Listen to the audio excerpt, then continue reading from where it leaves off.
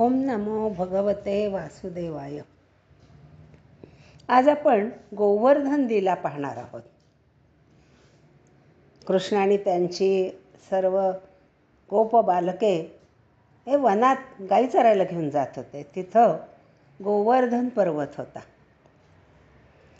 कृष्ण आणि ती सारी मुलं गोवर्धनाला देव मानत होते.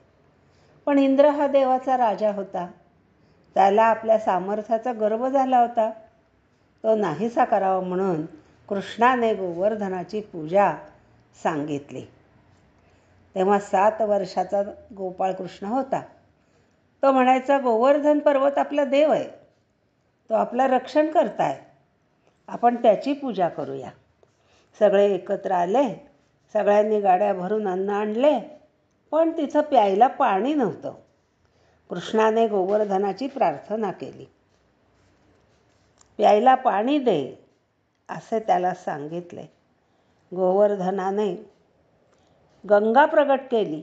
सर्वांना गोवर्धनाला नैवेद्य दाखवायला सांगितला. छोट्या कृष्णाने सगळ्यांना जेवायला वाढले. पोटभर जेवून व्रजवासी खूप झाले. इंद्र रागावला. आपली पूजा न करता गोवर्धनवासियांनी गोवर्धनाची पूजा केली म्हणून तो रागावला. त्याने प्रलय काळची वृष्टी केली.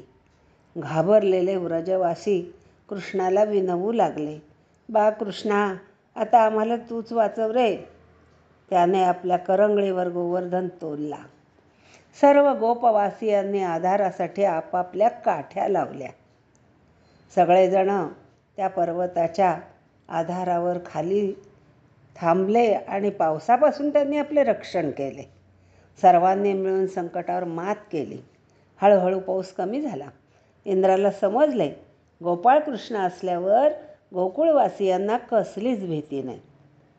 कृष्ण कोणीतरी महान आहे, परमेश्वर आहे, तो सांगेल ते आपण ऐकायचे, त्याची भक्ती करायची, असं सर्व गोप बालकांनी ठरवलं.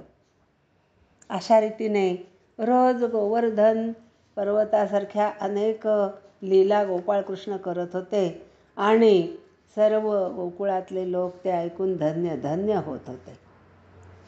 तुम्ही या व्हिडिओला सबस्क्राईब करा आणि शेअर करा. जय श्रीकृष्ण.